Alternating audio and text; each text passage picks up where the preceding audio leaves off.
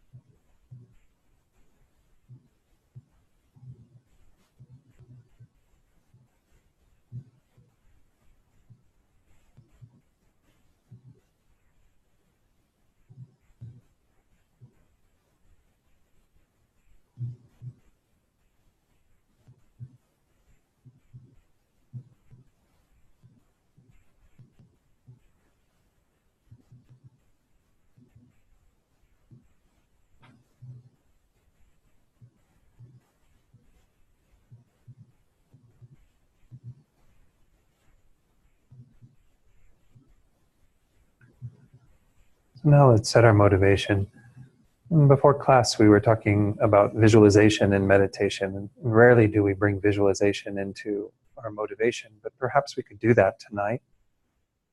And just think about and try to visualize the Buddha in the space above you. You can even be facing the same direction as you, but above the crown of your head. And the Buddha is this, the way we're visualizing the Buddha in terms of this gold body, all the marks and signs, radiant, embodying all the perfect qualities. This is the external manifestation of the Buddha, but what we really mean by a Buddha is the full development of a mind that was the mind of a sentient being, that through having removed all the obscuration, all what blocks and hinders the attainment of enlightenment, once that's all been removed, then this is that mind manifesting, brought to its full potential.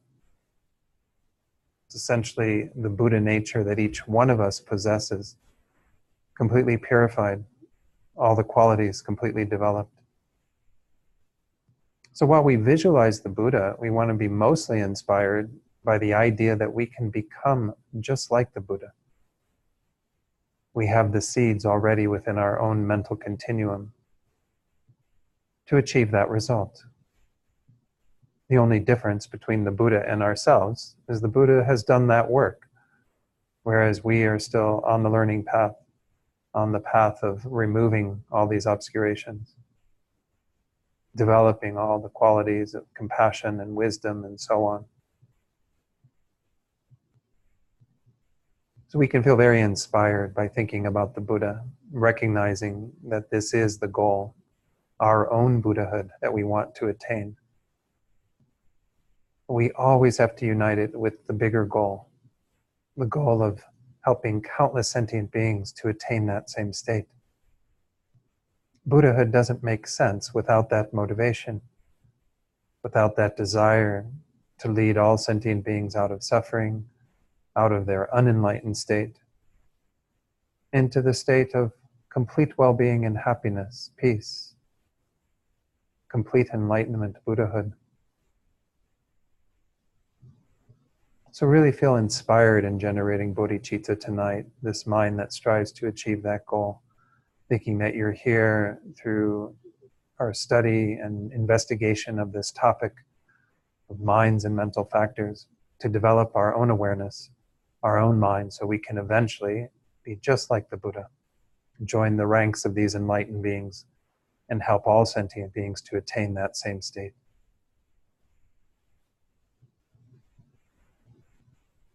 And then feel that the Buddha dissolves into brilliant light from the top and the bottom to his heart center.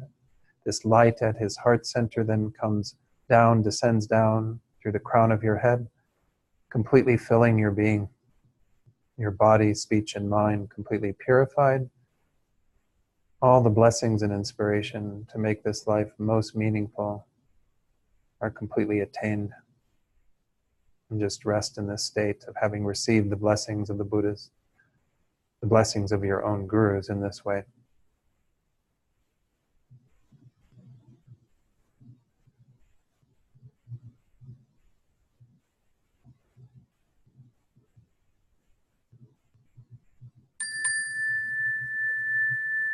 Okay.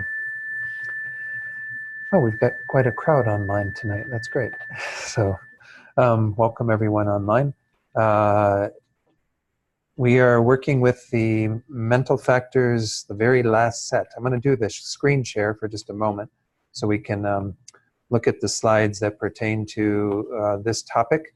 Again, this course has been going on. This is our 30th week, 30th session. It's been going on for a while now, but we're almost at the end of this text. What's on the screen there are the categories of the mental factors that we're looking at. This course is called Mind and Mental Factors, and we began with looking at what mind is, and that was a very brief section. The larger part of this text is to help us to understand what are called mental factors, which once more are these kind of functional parts of the mind that we can pick out and talk about in terms of what role they play, particularly to identify what's on the screen here, the third, fourth, and fifth topics, those minds that are virtuous, mental factors that we want to cultivate, those that are afflictions that we want to be rid of. So we concluded all of these. The first two categories, just for brief review, are the omnipresent mental factors, those that are there in terms of almost all of our states of mind, and then the object ascertaining, which are whenever we're getting at an object, whether it be virtuous or non-virtuous or even neutral, that we have those operative. So these first 5 groups we've completed, and we went on in the last class to begin our discussion of the 4 changeable mental factors. We had a nice discussion on the last of the 20 secondary afflictions on distraction. But essentially, yeah, we did just briefly start the changeable mental factors. Let me review the slide that we had towards the end of the last class. This is from, again, I tried to share the passages, relevant passages from Geshe Rabtin's book, Mind and Its Functions, because it's a nice, more contemporary commentary that's useful to do in conjunction with the text that we have that's a little bit an older text, not contemporary at all. So Geshe Rabtin says sleep, regret, general examination, which we're going to call investigation, and precise analysis, which we simply call analysis. These 4 are said to be the variable mental factors. He uses the term variable rather than changeable, since in dependence upon one's motivation or a particular situation, they become either wholesome, unwholesome, or unspecified. And by unspecified, we would mean, neutral, not really specified as being something virtuous or non-virtuous.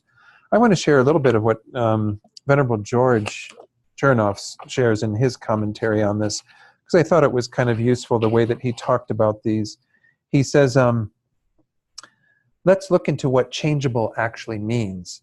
Wisdom, for example, what kind of mental factor is that? So we've seen the mental factor of wisdom or intelligence. That was in, going back to that previous slide, that was in the category of the object ascertaining mental factors, where wisdom is not seen as necessarily always virtuous. We can have incorrect wisdom, we can have afflicted wisdom.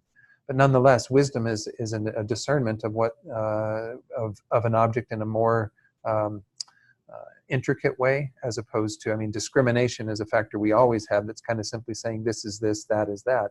But wisdom actually gets to kind of understanding the nature of something, albeit, again, correct or incorrect.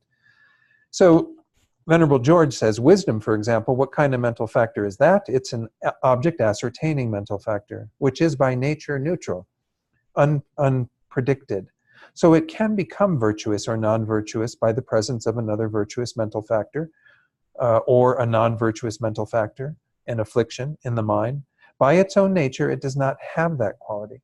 So wisdom in and of itself as a mental factor doesn't have virtue or non-virtue attached to it. It is flavored by way of what comes along for the ride. The virtuous mental factors, or those in the afflicted category that are non-virtuous, for example. He says, for example, a wisdom that is analyzing how to make a plutonium bomb in order to blow up peaceful people. Wouldn't that be negative by nature? Are the texts wrong? Can wisdom, in fact, be by nature negative? Probably not. The texts are not wrong. It depends on the motivation and even on the temporal state of mind.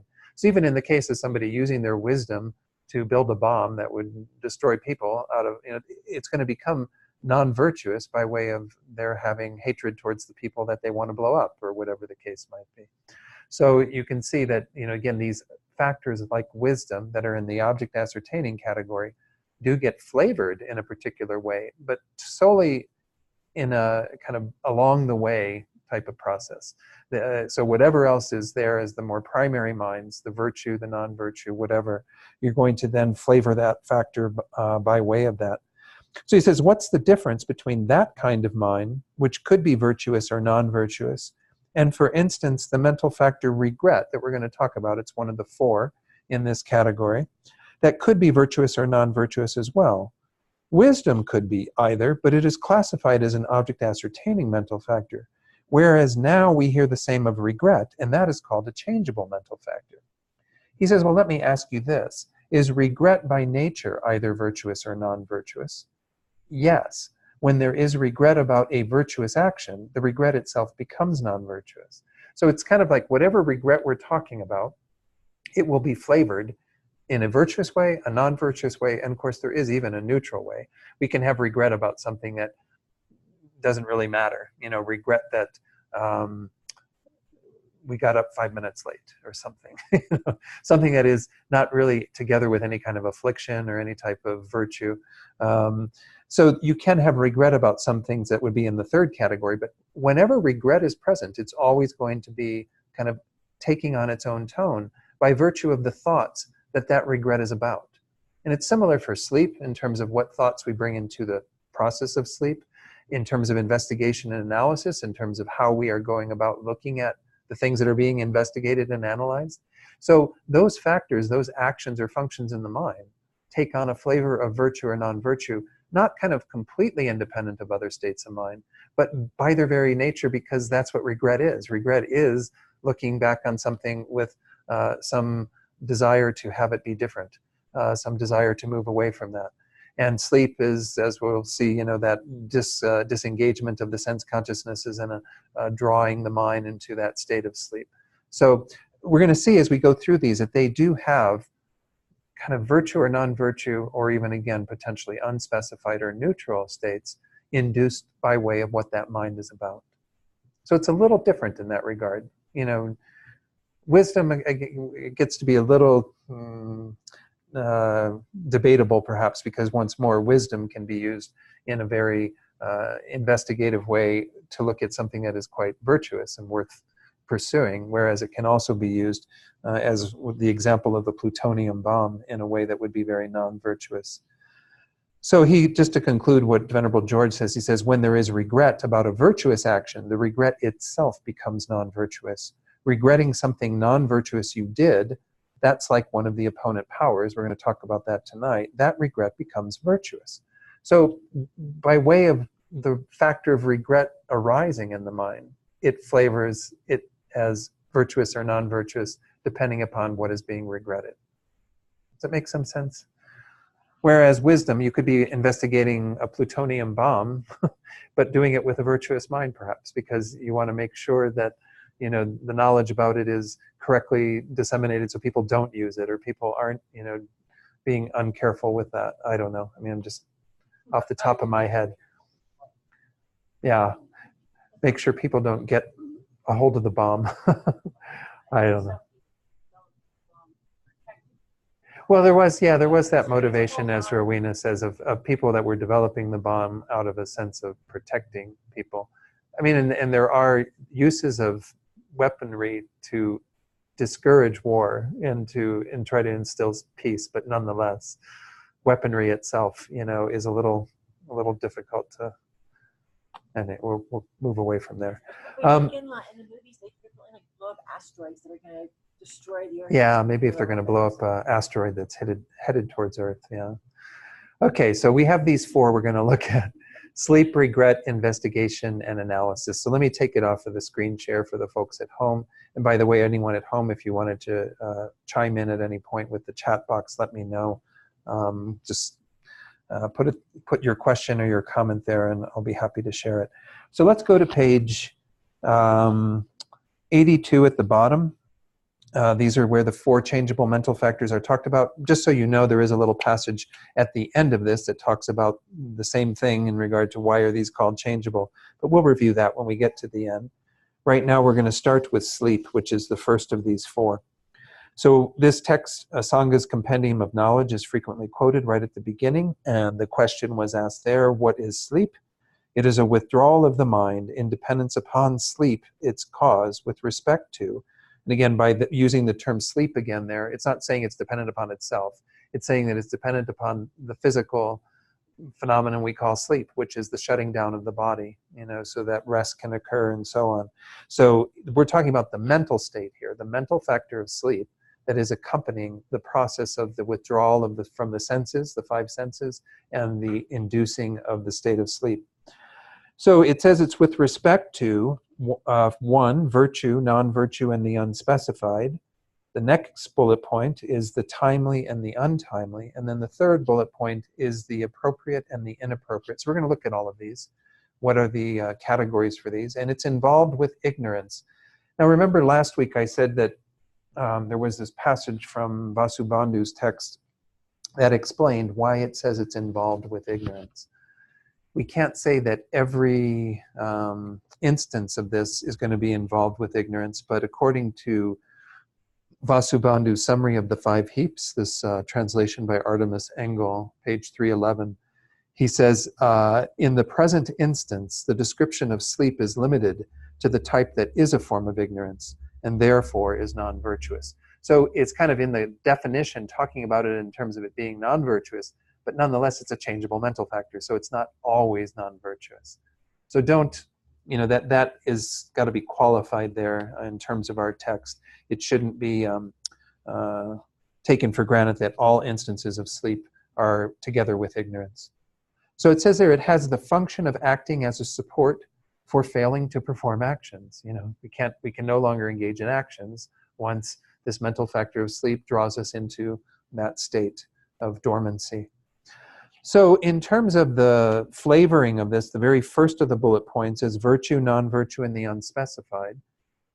Essentially what this comes down to, we'll see it in Geshe Rabtin's slide, is that we can induce sleep to have a virtuous mind by way of bringing virtuous thoughts into the sleep process. For example, River Rinpoche, in one book that he wrote about bodhicitta and about practicing Tonglen, this taking and giving meditation, he said that you can go to bed doing taking and giving, where when you're breathing in as you're going to sleep, you can breathe in the suffering of other beings with compassion and breathe out all of your happiness to them with loving kindness. So this is one way that you could transform your sleep into something very virtuous. But you can bring other thoughts of virtue into your mind as you go to sleep. River Rinpoche made the comment that by way of that, your whole sleep that night, as long as it was had some continuity and you didn't kind of move to a sort of afflicted mind, would be virtuous. So again, this is one way that we could flavor this mental factor of sleep. We can also, of course, go to bed with a very angry mind, right? Where we're just stewing over something and really inducing that sort of agitated mind. May not be able to get to sleep that easily, but nonetheless, this would flavor your sleep as well. And then if you have a neutral mind, it's maybe just the mind that's kind of not really doing much of anything, just moving into that fog. There is always, with sleep, one of the tricky things is there's a lot of attachment to sleep. This is something that can become a real problem for us in terms of the feeling of moving into sleep can be very, I don't know, delightful is quite the right word. Venerable Robina is quite interesting because she says that she looks forward to the day when she detests sleep, because at some level it's taking us away from time that we could be active, but nonetheless, as long as we have bodies that are conditioned in the way that they are, we do have to engage in some sleep. They say that great meditators don't have to sleep, that they feed off the concentration that they have. It kind of replenishes and rejuvenates their mind and their body, and don't really need that much sleep. But for most of us, obviously we do. So that's the first of the bullet points. So you don't really talk about it so much here. Let's continue on. I'm on page 83, right after the bullet points. It says, just as it has been said above, it is an awareness that causes the engagement in objects of the sense consciousnesses to powerlessly withdraw inwards in dependence upon its causes, such as heaviness of body, weakness, fatigue, and attention to signs of darkness. So that's kind of the description of what it is, and then it becomes flavored as either virtuous, non-virtuous, or neutral, unspecified, by way of what mind state we bring into the sleep process. Then it says on the second bullet point here, regarding the timely and the untimely in the citation above, it is just as it has been said by the protector Nagarjuna in his letter to a friend, stanza 39. Let's read this stanza together. It's nice to read some of these. Sensible ones, occupy yourselves the entire daytime and also the first and last parts of the night. Sleep with mindfulness between these, then even the time of sleep will not be wasted. So in this short text, it's called Letter to a Friend, Nagarjuna is giving a lot of really wonderful advice to not just to the friend he was writing to, but obviously to all of us in terms of how we can practice. And so in this next paragraph, it explains what Nagarjuna meant by this. He says, just as it has been said above, The middle watch of the night is the time for sleep, whereas the first and last watches of the night, as well as daytime, not being the time for sleep, are times for making effort in the application of virtue. So essentially what we mean by this, and you have to kind of, again, most of us probably need more sleep than what this would work out to, but if you divide the night, if you say there are roughly 9 hours to the night into 3 3-hour periods, then you have what we would call maybe dusk and moving into darkness. Then you have the middle part that's all dark, and then you have darkness moving out into dawn. Essentially what should be done is those two bookends should be times for practice, and the very middle part of it, which is roughly about 3 hours, maybe a little more, you sleep in. And most of us need more sleep than that, obviously. I mean, I know I do. Yeah, Bob. Yeah, I mean, the sutras is very clear. Yeah. He says, he himself does, and this is what he advocates for monks that then not. Uh-huh. But I don't think I've ever heard any modern monastery so good. Yeah, Bob's pointing out how the sutras he's read, that this is obviously the advice that the Buddha gave to his monastic community, but modern monasteries doesn't seem that that's what's being followed in terms of just 3-4 hours of sleep a night. But I mean, if you can do this, that's wonderful. His Holiness the Dalai Lama doesn't, I don't think, sleep that little, but he definitely makes a concerted effort to get to bed quite early so he can get up quite early, 3 in the morning, something like that, 3:30 in the morning, and do practice in that time, which is said to be a really ideal time for practice, is from the very early morning hours until dawn. Yeah, Stephen. Well, this picture was on the front cover. Yes. It said in the article, when retired at 6 p.m. Yeah. Retired. I don't know. Yeah. I think he actually probably goes to sleep. Stephen was saying there's an article, it's in the latest Time magazine, about His Holiness, because it's 60 years since he fled Tibet and went in exile. And so the article says that he retired at 6 p.m. and then awoke at 4 a.m. for practice.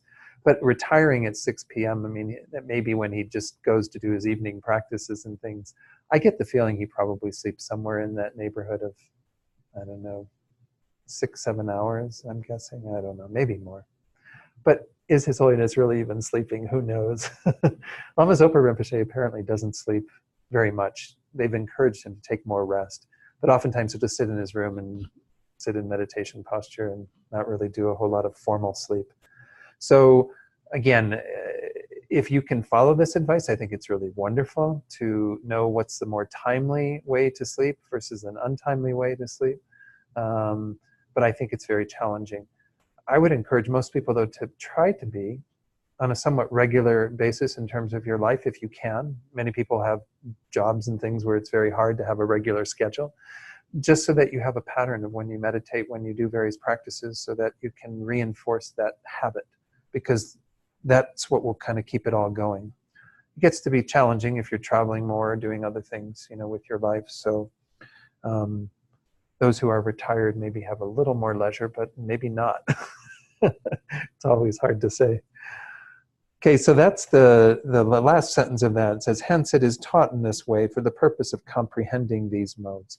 So why timely and untimely was mentioned was just so that we know that this is the ideal way. And I also have to say for myself is that I'm not always the best. I mean, people say that, and I say it frequently, that I'm not a morning person. I really don't feel the sharpest in the morning. And some people don't, and I don't know. I mean, maybe there's other factors that that's attributable to. But if you find that, you prefer the opposite, which is to stay up later at night and do your practice then, and your mind feels very sharp and clear then, that's great. Don't feel like this is an absolute, in other words. But just find what works for you and try to stay with some regular schedule of that.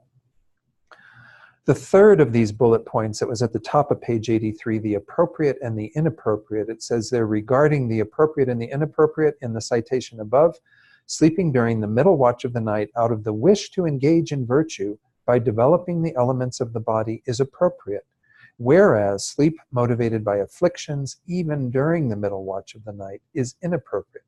So this is just giving us some advice about trying to even use the period of sleep that we will have in the most positive way, the most virtuous way, to make it appropriate sleep rather than inappropriate sleep. Hence it is taught for the sake of understanding this. Know the reasons from the passages that have been cited above. Its function is specified as failing to perform actions. That was also in our definition right at the end there from Asanga's text. Because since sleep is of two types, the virtuous and the non-virtuous type, afflicted sleep, causes virtuous activities to degenerate. That the virtuous type of sleep does exist is explained in detail in Asanga's treatises on the levels. Fearing wordiness, I have not cited the sources. I didn't really go trying to find any of those sources. Maybe I will share a little bit from, this was also, I think, translated by Artemis Engel, a letter to a friend, and some commentary. No, I think it was translated by him. Commentary by Venerable Rendawa. And the verse 39 that this is citing, I'll give you the translation from here that Artemis did. It says, "Righteous one, occupy yourself during the entire day and the first and last periods of the night. Then, so that even your time of repose is not fruitless, recline attentively between these two periods." So in commenting on this, Venerable Rendawa says, "Spend, O righteous one, the entire day and the first and last of the night's 3 periods in activities of a virtuous nature. Then recline during the night's middle period. And so that even the period of sleep might not be fruitless, that is, may not be empty of value, one should recline with a state of mind imbued with recollection or mindfulness and vigilance, introspection, as reflected in the thought, I shall sleep for a short time. Once my body and mind have become refreshed, I will quickly arise to go and accomplish virtue. In doing this, even sleep, through the strength of one's motivation, becomes virtue and thereby meaningful." I remember Venerable Rabina told us once, and I think it was even back in San Francisco when I was studying with her there, she says you should jump out of bed and like immediately do prostrations or something, like just go right into virtue. It's kind of hard, right? The Bhagavan, he continues saying, the Bhagavan declared, during the first period of the night, while engaged in walking or sitting, you should practice ridding the mind of those dharmas which are obscurations. In the middle period of the night, having finished this practice, wash your feet outside the temple building. Returning to the temple, lie down on your right side, placing one leg upon the other, and recline with recollection and vigilance in the sleeping lion pose. In the final period of the night, rise promptly and practice while you walk or sit, ridding the mind of dharmas which are obscurations. So he also mentions, which part of why I shared this was so that you get that advice, which Rinpoche emphasizes as well, is to do the reclining lion pose, which is the right hand underneath the face, and then I think sometimes they say even to block your right nostril, which is I think blocking attachment. But anyway, and then you have the left arm on the legs and kind of in this lying on your side posture, which is the same position that the Buddha reclined in prior to parinirvana, to passing from this life. And so it's supposed to be a very auspicious way to sleep. Now, not everybody can sleep that way. And so once more, don't take those as absolute guidelines, but rather something that would be encouraged. So let's go through what Geshe Rabten says, and then we'll see if there are any questions. Let me do the screen share for the online folks. All right. Geshe Rabten says, sleep is a mental factor that makes the mind unclear, gathers the sense consciousnesses inward, and renders the mind incapable of apprehending the body. It has the function of A, letting the apprehension of the object of the conscious mind degenerate, and B, causing a loss of conscious physical activity. So he kind of expanded on the function. We had the function of simply acting as a support for failing to perform actions. And he kind of talks about it in terms of 2 dimensions, the conscious mind degenerating, so there's no longer any objects that will be there for the conscious mind. By virtue of that, there's also a loss of conscious physical activity. It can be an aspect of either bewilderment. Again, recall this is the term Stephen Batchelor used in translating this text for ignorance. So ignorance or bewilderment, or mentally undisturbing unknowing. I'm not sure. Mentally undisturbing unknowing. Maybe just a neutral thing that he's trying to describe there. If it's a undisturbing unknowing, then it can be just like a dullness in the mind or something that isn't really non-virtuous or afflicted. When the body is exhausted and in need of refreshment, sleepiness pulls the primary mind into the darkness of deep sleep. That is, as a state, or I should say a state, in which no dreaming occurs. So that's the initial state, is deep sleep. As the force of sleep becomes lighter, dreams are then experienced due to the arousal of imprints and tendencies implanted on the mind during the waking state. It is a variable mental factor because it can be influenced by our behavior. If we spend the day involved in wholesome tasks, and in particular generate strong positive thoughts before going to sleep, this will cause the sleep itself to be wholesome and restful. If, on the other hand, our minds are filled with hatred and craving when we go to sleep, the quality of sleep will likewise be unwholesome and disturbed. In addition, there exist certain techniques by which the sleep and dream consciousness are actually utilized for the practice of Dharma. Since they are much subtler states of mind than the waking consciousness, they can become very powerful bases for developing insight. And in fact, in the tantric techniques in Vajrayana, they use the process of sleep. Ideally, you should be using it as part of your practice. Sleep yoga is a little difficult to do. It takes a greater effort in the mind, perhaps, and awareness, but certainly is a useful part of practice. They say that the process that occurs naturally at the time of death, in terms of the dissolution of the elements and then the arisal of a clear light mind, occurs in a similar state at sleep, but we're just not aware because of the withdrawal of the mind through the force of sleep. Can't maintain the awareness of what's going on.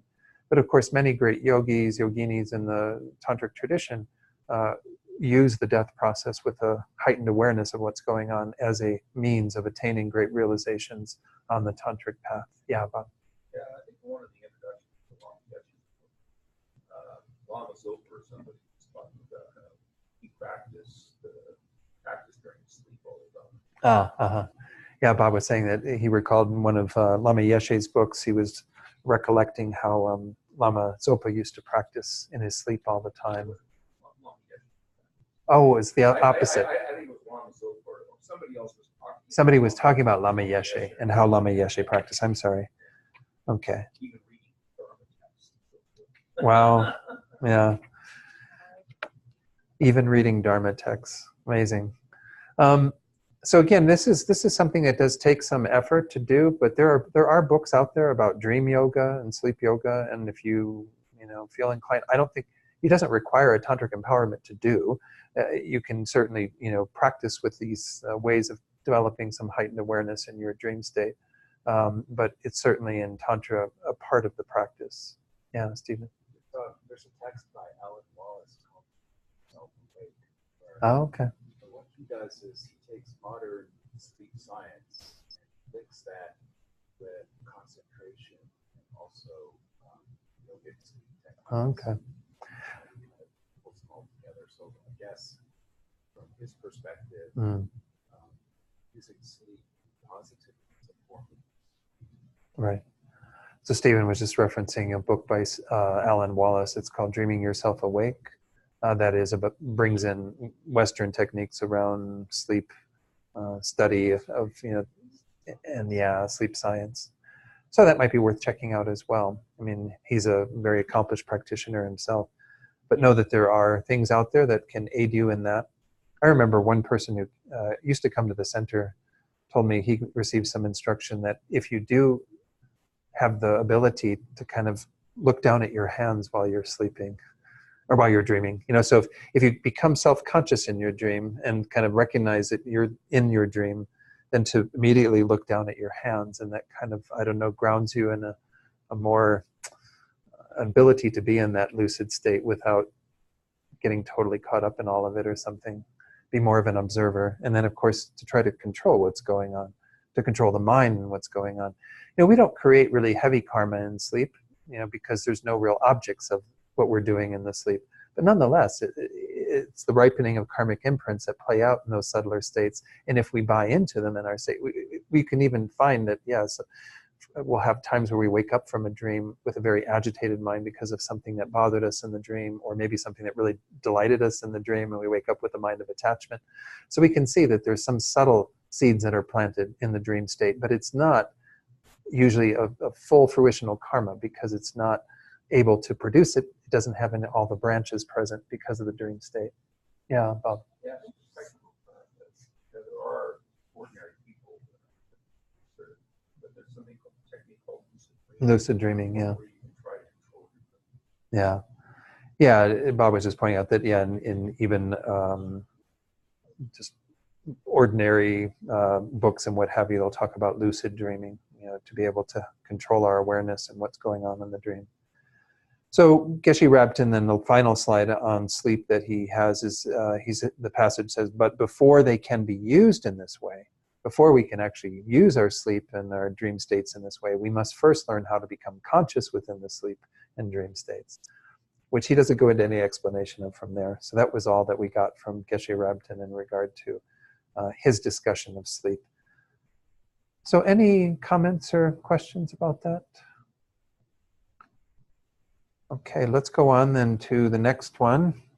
The next changeable mental factor is regret. We know this word regret because we use it often in our four opponent powers in purifying our negative actions. That's where it becomes a very wholesome regret. So there's once more a quote from Asanga's Compendium of Knowledge on the bottom of 83. What is regret?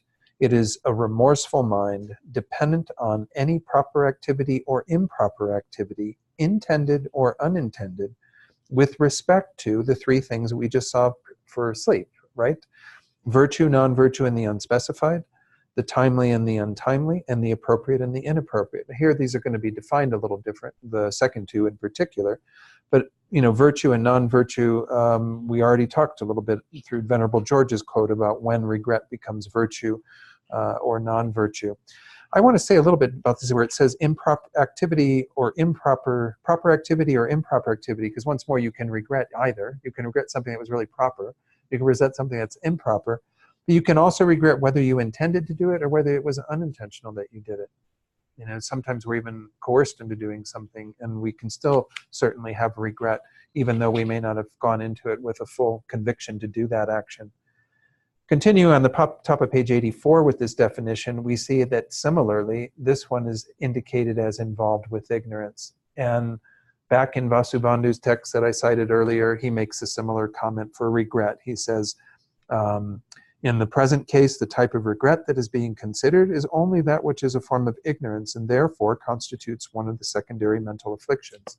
So know that once more, that isn't the case of the way it should ideally be presented, because this is the changeable mental factor that can be either virtuous or non-virtuous. It doesn't have to be afflicted. And then it says it has the function, in this case, of hindering the stability of the mind. So when regret is manifesting, the mind is not in a stable place. And again, it's not to say that instability is wholesome or unwholesome. It depends. We might even be meditating, for example, and then we recall something that we said earlier to somebody that we really regret that we did.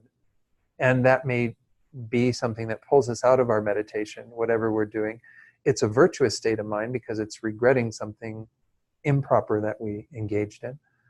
But it's not keeping the mind stable then. The mind is being diverted, distracted to other things. Yeah, Rowena. Well, I have a sense of complete shock when I regret something. I suddenly regret something. I see it beside of regret that I thought was not a wrong action in a way. And that sure jolts you, number one, but it also lets you just see the size of the self-cherishing. Okay. It's really, I mean, all of a sudden something that you thought was this, then it's that. I mean, you can carry it too far being erotic, but frankly, sometimes it's just to suddenly realize you've been attached to a way of seeing something. Right. And you get to see how incredibly attached you are. Can you give an example of what? I got into a situation with a child that I normally work very well with in the classroom, and I should have just thrown him out of the classroom. He never has acted like that before. I've known him since he was in kindergarten. He just was cutting up. And I thought any minute now he's going to catch on and behave. And he didn't. And it really ticked some other people in the class off. And I should have just said, I was there. And I couldn't understand why I hadn't seen it that way. And so I'm not feeling good about what happened. But then I realized I was so emotionally bent out of shape because of it. Oh, okay. You know, that it was unsettling to my mind in the after effect. And it was just, wow, okay, because I've been 10 years, and I've known this kid's for 9 or 10 years, you know. It was So, weird how yeah. attached I was to having the right thing happen in my mind. You know? So essentially what Rowena was sharing, I won't have time to share all of it, but was an instance in her teaching responsibilities where there was a child that was misbehaving, doing something and being a wise guy, and she kept working with it rather than trying to just kick him out of the room or whatever. You know, but again, the point you were making was that the unsettledness and the instability that seemed to be there, because it was relating to this comment, right, about the instability. Yeah, well, the instability of my reflection and your reflection on the, yeah. led to my awareness of how much I cling to certain things related to how I work. You know? So she said that led to, came out of the reflection upon the attachment that you had to how things were going, how you wanted things to work out.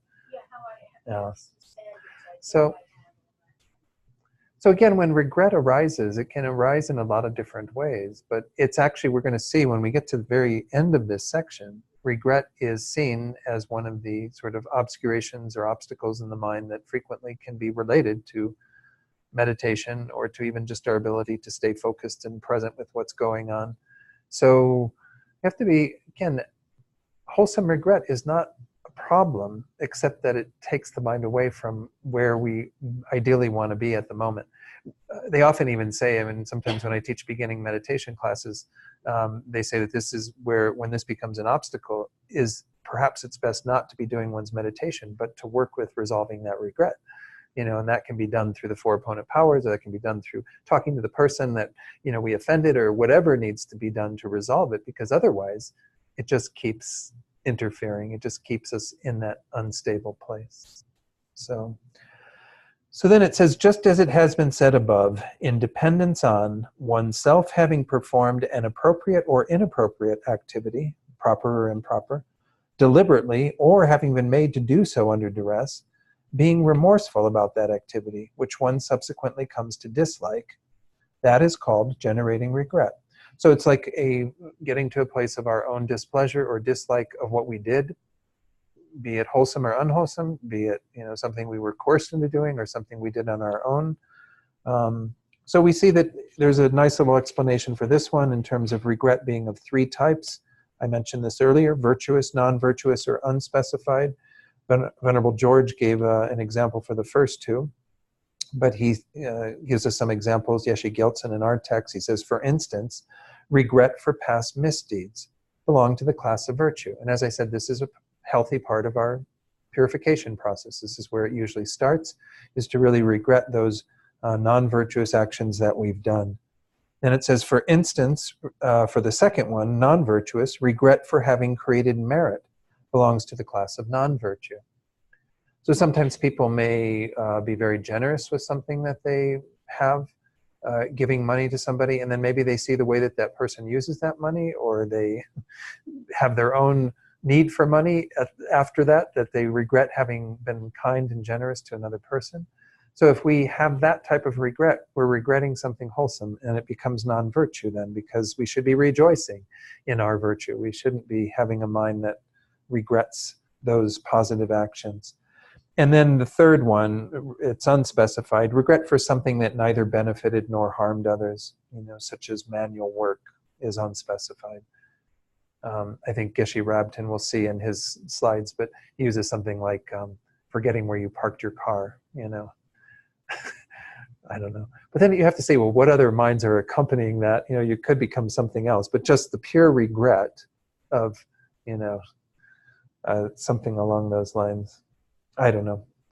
So the second and the third bullet points that we saw once more with the previous factor of sleep in terms of timely and untimely, appropriate and inappropriate. Let's look at what is said for that.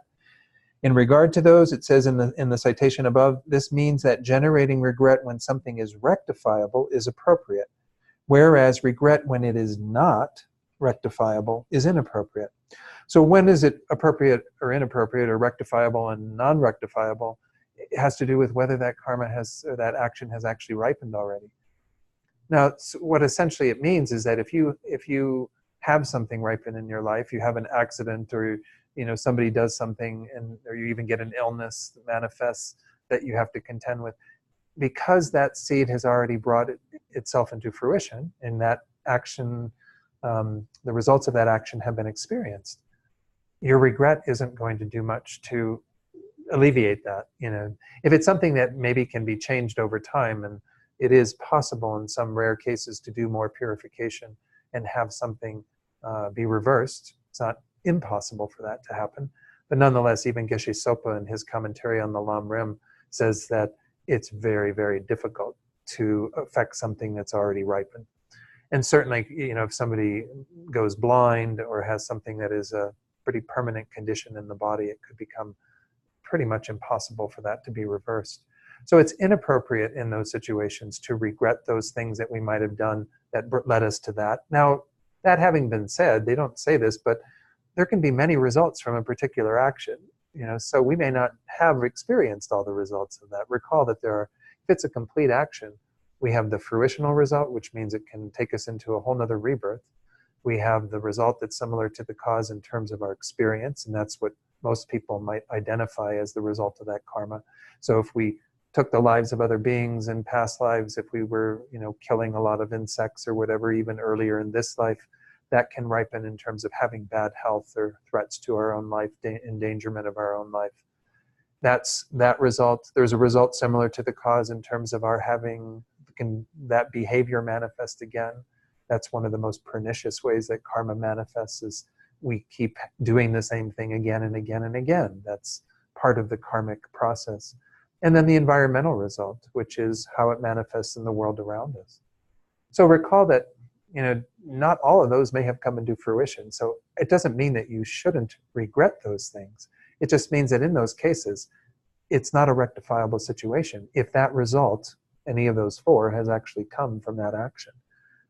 So it is appropriate if you haven't experienced. This is why, once more, Lama Zopa Rinpoche says we're insane to not purify every day. At the end of each day, to go through the purification process with the four opponent powers, the first of which, when I teach it, I usually teach regret as first.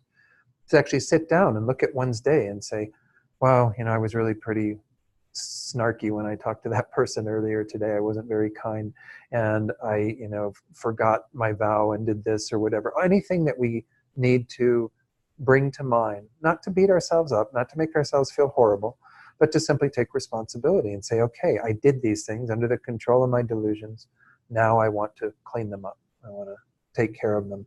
Then, of course, the other three opponent powers are reliance, which consists in strong refuge in bodhicitta, really using that as a support for doing the purification practice. Then some sort of remedy, the remedy being Vajrasattva mantra or prostrations or reading a sutra or you name it, anything virtuous. You can meditate on compassion if you wish. That's perfectly fine, but there are some tried and true methods, which are the Vajrasattva practice and the recitation of his mantra, said to be very powerful, as well as the prostrations of the 35 Buddhas and reciting their names. But there are a couple others that are identified in the Lam Rim that are very powerful as ways of purification. That's the remedy. And then the fourth is the resolve or the restraint, making the determination not to do those things again. That's how we actually move in a more positive direction. So then we won't have to regret it because we won't engage in it again. But we can't make a blanket determination that we're never going to engage in any negativity again, because that's simply too tall of an order for most of us. So we have to skillfully work with some window of time that we agree that we will refrain from an action, and then do our best after that, but certainly try to hold to that and increase that over time. So if it's something that we engage in much more frequently, make a determination not to do it for an hour, or not to do it for, 2 hours or 5 minutes or whatever works for you. And then if it's something you can continue to work and bring that up to longer and longer periods of time. But if it's something you can make a determination to never do again, then absolutely do that. Say, I will never intentionally kill again, for example. I will never intentionally lie again, steal again. And if you've taken vows, be sure to reassert your vows and your intention to hold them. Okay, so that's just a little thing about the appropriate and the inappropriate. Then it says, moreover, appropriateness of regret when it is rectifiable refers to, for instance, the necessity to confess misdeeds with regret before the fruition has been established in the present. Not rectifiable refers to, for instance, rebirth in a bad migration due to fruition having been established. Since having been born blind, physically disabled, and so forth are occasions where the fruition has been established, they are irreversible. So again, that also speaks to the timely and the untimely, because it's the same idea. It's timely to regret things when they haven't ripened into their results. It's untimely after they have, ripened. So both of these categories of timely and untimely and appropriate and inappropriate are explained by virtue of that. And it says, therefore, detailed explanation of these passages from the Compendium of Knowledge seems to be a marvelous method for generating certainty regarding the stages of the path, the Lam Rim.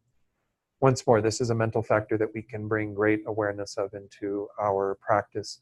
Do what we can to regret the negative, unfortunate things that we've done, lacking skill, lacking ability. We step in it constantly and we just have to keep cleaning up our mess.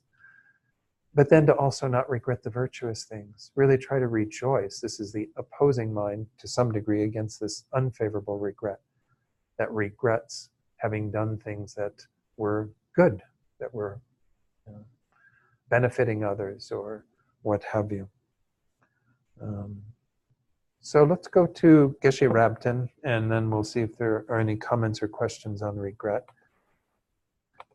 You share this with the folks online. We've got the first slide, and there's only a few slides, I think, for this. Regret is a mental factor that, having regarded something one did in the past to be bad is kind of again, to dislike it, to have some negative feeling about it, causes the mind to become displeased and distraught. It has the function of not allowing the mind to rest at ease and of acting as a basis for bringing about mental unhappiness. So it's kind of interesting. Mental unhappiness here is used, that it's a bit of what Rowena, I think, was speaking to, where you feel kind of unhappy inside because of the regret you have for something, the way that you did something or didn't do something, or, be it good or bad, be it positive or negative. It does have a tone of unhappiness to it.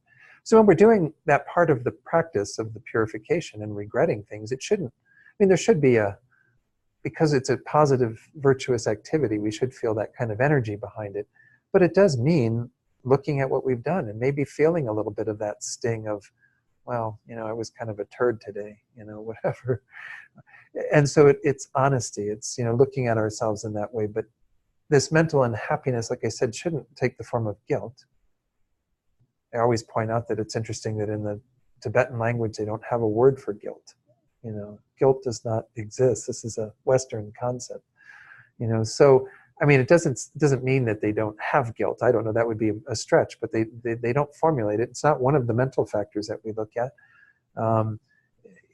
Guilt in the West is pretty predominant, and it's essentially a negative view of oneself. We regret the action, that's where it starts, but then we put ourselves down and we think we're the most horrible, miserable person in the world because of what we've done. So I don't want people to read this as thinking that when it says bringing about mental unhappiness, if that's what we're talking about, we should feel some tone around it that feels the discomfort of looking at those negative things, but not making ourselves feel miserable about it or horrible. If the action or deed we regret having done was unwholesome, then the regret becomes wholesome. It is necessary to develop this form of regret in order to help purify the negative mental imprints we accumulate from unwholesome deeds. So we already talked about this. However, if we regret having made a generous gift or offering, then the regret becomes unwholesome and harmful. Simply regretting that one parked one's car in the wrong place is neither a wholesome nor unwholesome state of mind. Rather, it is unspecified.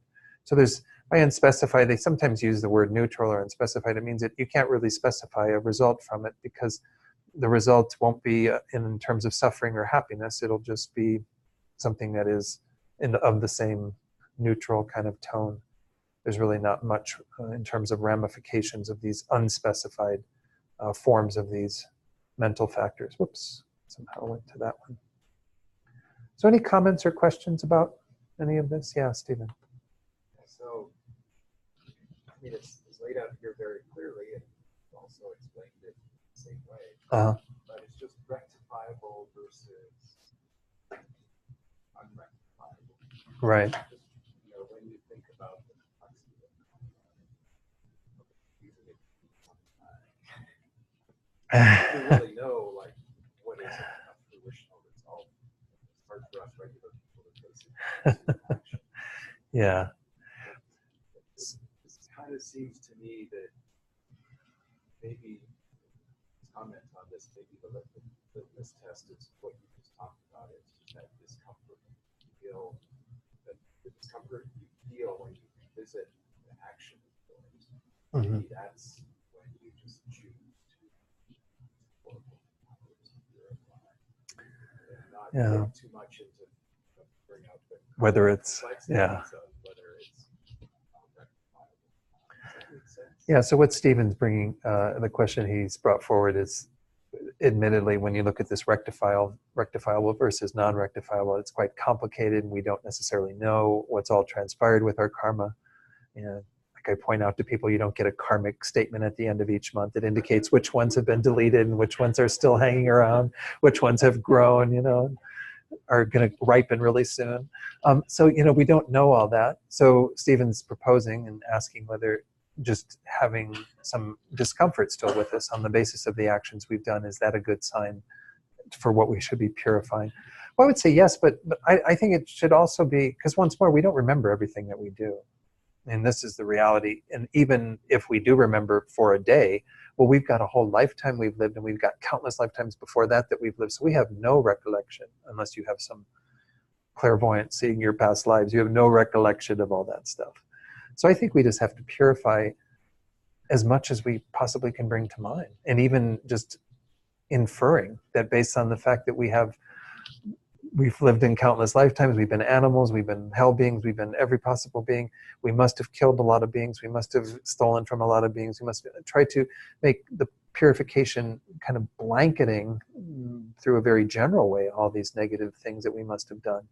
And where we feel the discomfort from things that we know we've done in this life, to really make a concerted effort to purify those again and again. And particularly those things that are really quite strong. I go to the prison once a month. Bob's been helping with that when I'm gone. And some of the guys there have taken lives. Some of those guys they're in prison because they took a human life. And that's kind of hard for most of us in the room to think about doing. But when they've turned to Buddhism, I emphasize, you really need to purify this action. This is a pretty heavy-duty action. And it doesn't mean that you bring it to mind once and you say, oh, now I purified my killing karma. Well, that's a pretty heavy karma. Taking the life of a human being is one of the more serious ones in a human life, to engage in. So I think that for any of us, if we look back on the things that still are kind of hanging out with us, that we feel some, again, not guilt, but some remorse, some regret for having done those. There's a bit of discomfort that we still have. That's a good sign that we probably still need to purify. Yeah, and I think just the way you said that, Don, I guess rectifiable is an important attitude to have. You're trying to rectify or fix it, so you don't get that. Right. So Steve. That helps with the Western distinction, or the distinction for Westerners between regret, as we're explaining here, versus guilt. Yeah. Or it's kind of putting suffering on Yeah. yourself. With no real purpose. Yeah. So Stephen's just pointing out this rectifiable issue is the good one to bring to mind, because it helps us not go to the guilt place anyway, and replaces what we might normally think about in terms of regret with something that is much more directed at rectifying the situation, whether or not it's rectifiable. Again, whether that's ripened or not, I think, again, a good activity to engage in, because as I explained earlier, we don't even know if we've exhausted all the results of that. And the results, too, of just repeating that state of mind, which is that right, similar to the cause in terms of our behavior, that result that we will experience from having done those. By having a mind that regrets having been there and had that mind of anger or whatever it was, we strengthen our desire to move away from that. So I think there's positive benefits to it, even if it's not something rectifiable. Yeah, Bob.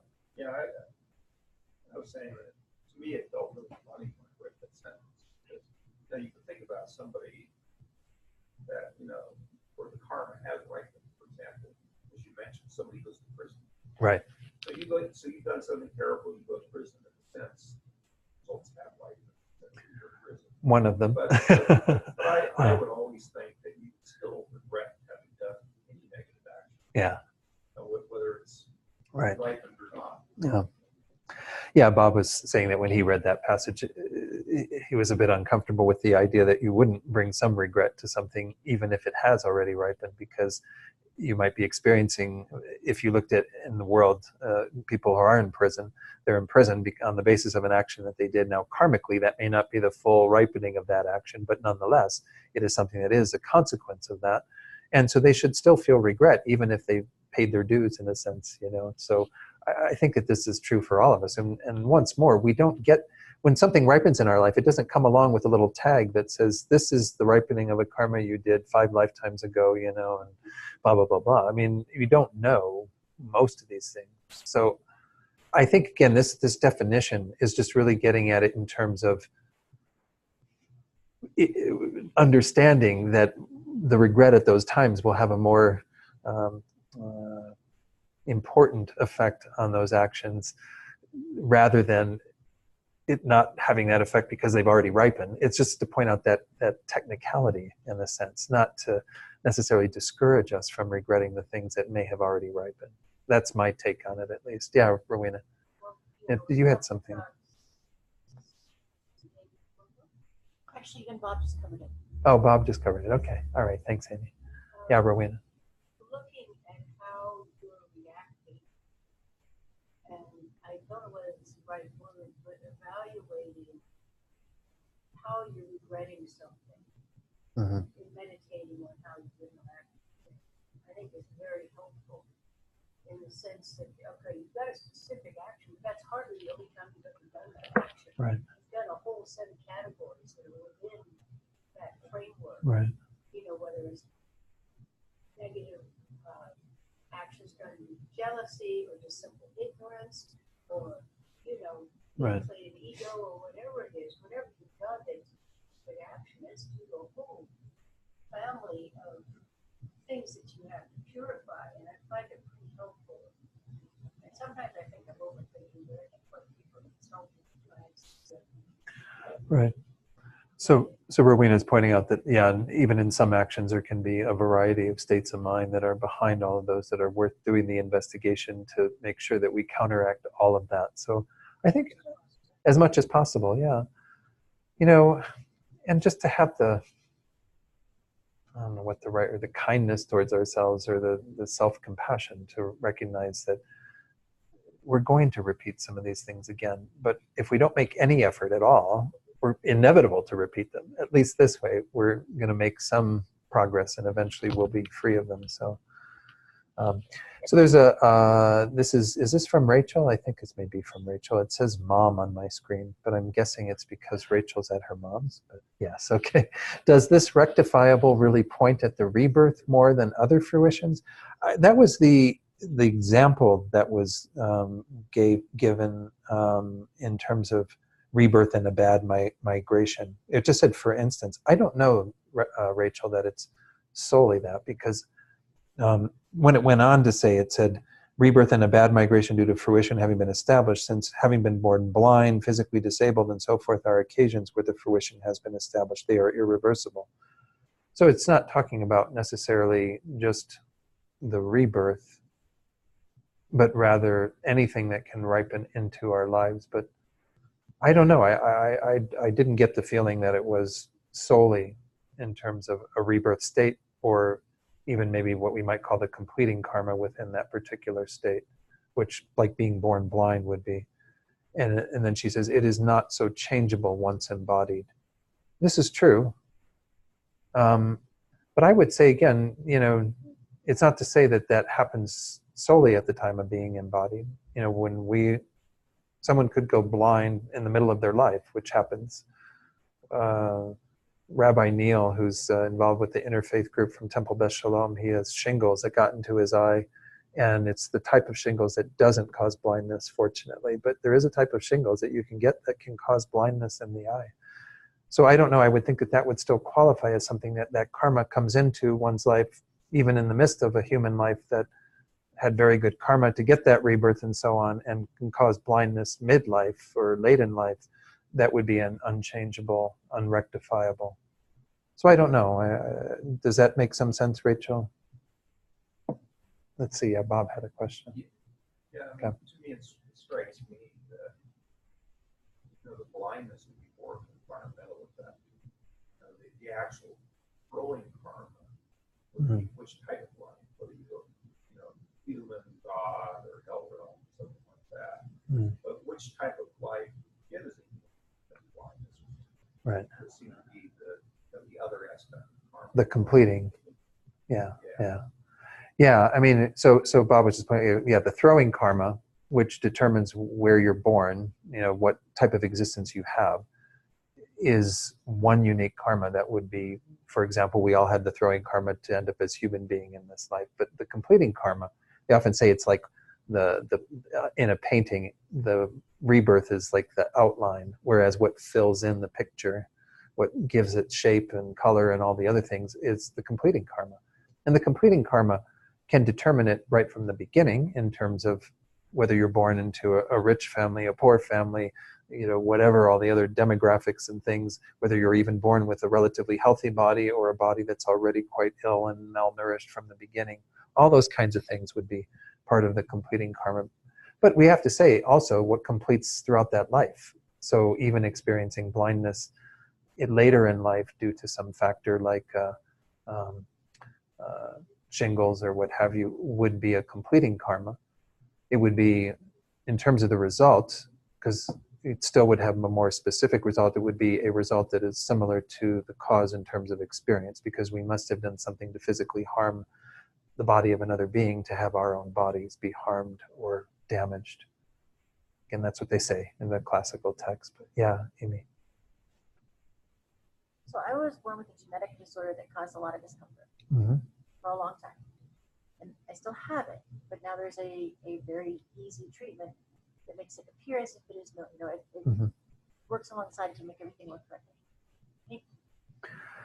So Amy's pointing out if you had, in her case, a genetic disorder from the very beginning that was difficult to deal with, but nonetheless there's treatments now that make it manageable and something that does as if it's not even there. Well, then you had some negative karma that caused you to come into this rebirth with that particular thing, and then you had some very positive karma that ripened in terms of your ability to have treatment for that. I mean, there may be people born who will get cancer now that they may be able to be cured of that cancer by virtue of new treatments or things that are being developed. So this is the one thing I always point out to people, is that it's not like anything. There are some things that aren't set, that aren't, non-rectifiable in a sense, but those could be also the ripening of other karmas. See, this is where it gets to be tricky. So if we say, okay, maybe you didn't do anything to ameliorate the effect of that, you were born with it, it continued to be with you and cause problems until the karma of that was exhausted to some degree by virtue of a positive karma ripening that gave you access to treatments. It gets to be very complex though, because once more, who knows what's all behind the scenes of all this stuff. But anytime we have, I point out to people, because somebody was saying, well, I can't remember where this question came up. They said, well, if you have a headache, well, then does that mean you just sit there and you suffer the headache because it's the ripening of that karma that comes into your life, and you just, if you're a really courageous person and you want to do that, there's no problem with that. But you also have been born at a time where you have the good karma to have things to treat headaches, and you have things to treat illnesses. And so maybe a headache is not the best example because it's relatively minor, but there's pretty severe forms of headaches too. And there are certainly a lot of things that can become more chronic conditions that if you have the access to treatments that will help alleviate that, and you do it with the right motivation that you really want to use this life well, rather than, oh, I want to enjoy life more and party more or whatever. Well, I mean, that's not a very good motivation. But like I said, we shouldn't be denying ourselves all this on the basis of some sort of karmic formula that we think we're following. You know? So when treatments for things come into our lives, there's nothing wrong with accepting those and just you having the right motivation for. So now that you've got that, you know, then to make the best of your life, having found that treatment or that treatment now being in circulation. So, okay. Okay. Any other comments or questions? This is an interesting one. Regret has a lot of connotations, as it says, to our practice. Let's go on to the third and fourth. They're presented together because they often are described as a pair, not to say that they're always together in conjunction with each other, because investigation sometimes is the initial one that becomes the groundwork for analysis to happen, and then analysis might be there without the investigation once we've determined an object in a more general way. But these are both about how we are looking at or working with objects of the mind. So on the bottom of 84, it says, what is investigation? It is a mental expression of inquiry, depending on either intention or wisdom. Those are two mental factors that we've seen previously. Intention was one of the 5 omnipresent. Wisdom was one of the 5 object determining or ascertaining. But this is a coarse mind, meaning it is coarse in terms of just the investigation of something in a very general way, a very not so specific, not getting down to the detail, the nitty-gritty or whatever of that object. Whereas analysis is described below as a mental expression of individual examination, kind of getting into not just inquiry in a general way, but a more individual examination of the object. Depending once more on either intention that moves us in towards that, or wisdom that is trying to help us to discern that, it is a fine mind. It's a mind of fine analysis, or again, we saw the term being used by Geshe Rabten, precise analysis. So both of these are involved in, again, wholesome and unwholesome states, as we're going to see. We certainly use them as great tools in our study of Buddhism, in our practice of Buddhism. On the top of page 85, it says their function is to act as a support for abiding in contact and not abiding in contact, which we're going to see described below. Does anyone recall where we saw this phrase, abiding in contact, previously? It was back in the mental factor of anger.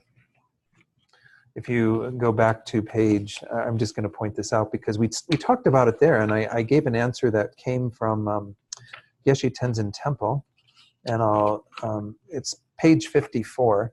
It said there, what is anger? It is a malice towards sentient beings, towards suffering and phenomena that are sources of suffering. It has the function of acting as a support for not abiding in contact and for misconduct. I think Geshe Tenzin Temple said at that time it meant not abiding in contact with the object, because when we have an unpleasant object that is there that registers an angry response, we don't want to abide in contact with it. But it's kind of interesting. In this context, we're going to see as it being abiding in contact with happiness. Maybe it's a little bit different, but nonetheless a similar type of concept. But that's going to be explained a little bit below, but I just wanted to point that out when we first saw that phrase, abiding in contact.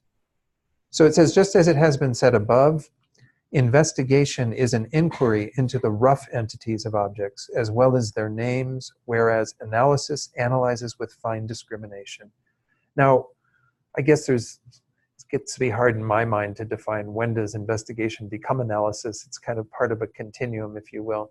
And even what might seem like analysis at some point may become more investigation when one goes to finer detail or finer precision. But nonetheless, these are the flavors of these two, is that one just has a rougher, coarser quality to it, but we're just sort of looking at something and not really going into deeper investigation or deeper analysis. And then the other is where that analysis occurs, where we're examining things more closely. This next little part is from Vasubandhu's text. It's very similar. It says, what is investigation? It is a mental expression of inquiry. It is a coarse mind, depending on the particularities of either intention or wisdom. So based on those two mental factors, we go towards an object and want to know more about it, want to try to figure it out, to identify what it is and so on. What is analysis? It is a mental expression of individual examination. It is a fine mind, depending on the particularities, once more, of either intention or wisdom. But it's a finer way of getting at something, of really discerning what is that object. The two brothers, then, Asanga and Vasubandhu, that gave us these definitions, seem to agree on this explanation. The function of investigation and analysis is specified as acting as a support for abiding in contact and not abiding in contact, because investigation and analysis are each of two types, the virtuous and the non-virtuous, whereby investigation and analysis belonging to the class of virtue act to produce pleasant results, thus, quote, acting as a support for abiding in contact, end quote, with happiness. So how you will be in contact with happiness is by using your investigation and analysis to look at things with a virtuous mind, with a mind that's grounded in truth and wholesome states. Investigation and analysis belonging to the class of non-virtue act to produce unpleasant results, thus, again, acting as a support for not abiding in contact with happiness. And it says, moreover, investigation and fine analysis of the meaning of selflessness or emptiness with the thought to definitely emerge from psychic existence and so forth belong to the class of virtue. And obviously, a lot of what we do in our spiritual path is intended to be supported by our investigation and analysis in that wholesome way. Investigation and fine analysis of the modes of pleasant or unpleasant objects motivated by attachment, anger, and so forth belong to the class of non-virtue. So again, and this is pretty obvious, but once we are like, and there can be a lot of investigation and analysis going on in our lives and trying to get at and acquire objects of attachment, be removed from objects of anger, and so on. Analysis and investigation of work, behavior, and so forth that are neither virtuous or non-virtuous minds are unspecified. So even though up above it was pointed out in terms of the contact or not abiding in contact as virtuous and non-virtuous, there is a third type of this as well, an unspecified one, where we're doing investigation analysis into something that has no tone to it in terms of virtue or non-virtue. So we're already at 8:15, unfortunately, so we didn't get to Geshe Rabtin's on this, but there's just a few, so maybe I'll try to get them in there real quickly, and then we can close for tonight. If there are questions, maybe we can hold on to those till the next class. General examination, again, is what Stephen Batchelor used for investigation, is a distinct mental factor that in dependence upon either intention or intelligence, recall that's the term Stephen Batchelor used for wisdom, searches for merely a rough idea about any name-bearing object. Precise analysis is a distinct mental factor that in dependence upon either intention or intelligence analyzes the object in detail. And he says both general examination and precise analysis are qualities ascribed to intention and intelligence, those two other mental factors, their difference being determined by the degree of precision with which they investigate the object. If you are cultivated in a wholesome manner, they give rise to what we wish for in this and later lives. That's how it helps you to abide in contact with happiness. But if they are developed in an unwholesome way, they only become a cause for what we do not desire, both now and in the future. So, not abiding in contact with happiness.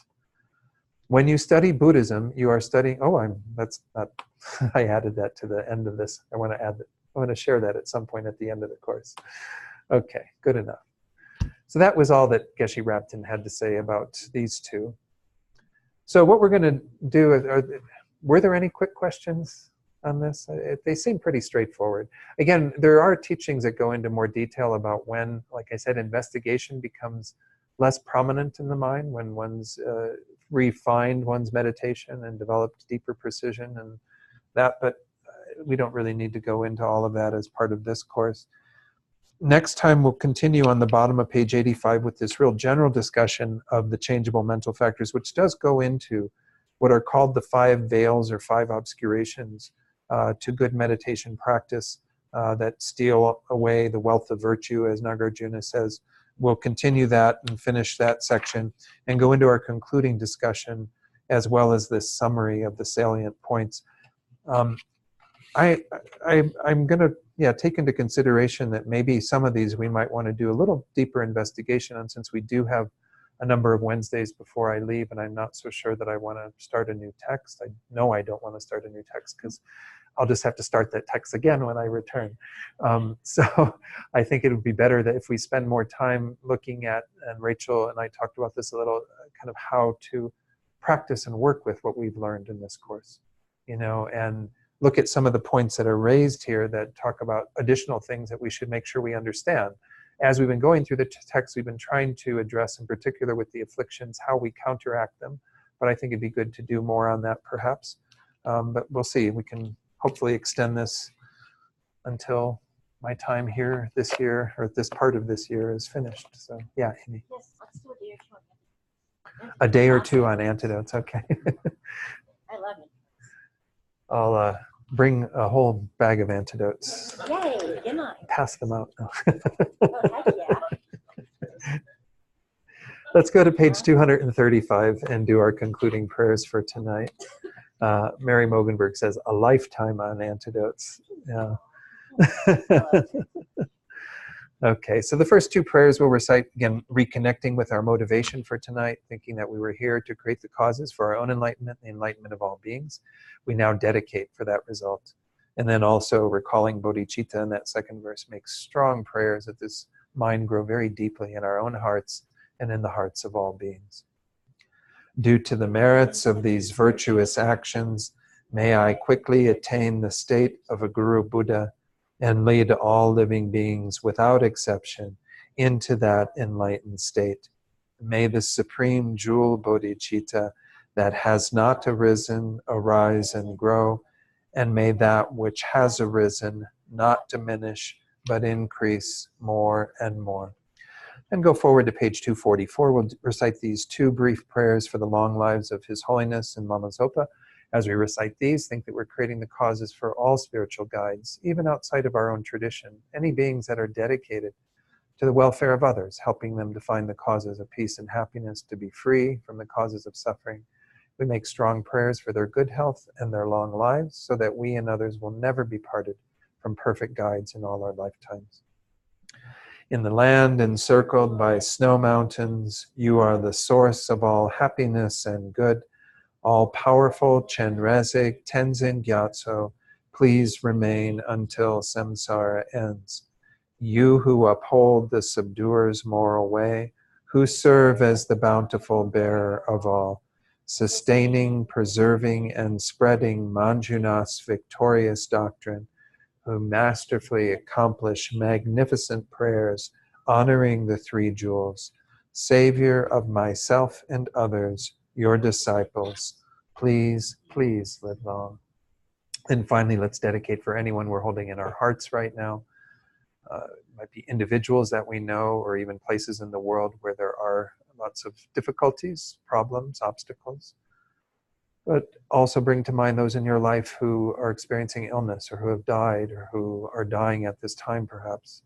Making strong dedications for them so they may be free from their suffering and have all the conditions that are conducive to finding true peace and happiness. And may all beings have true peace and happiness through what we've done here tonight. Okay, thank you all very much. Thank you everyone at home.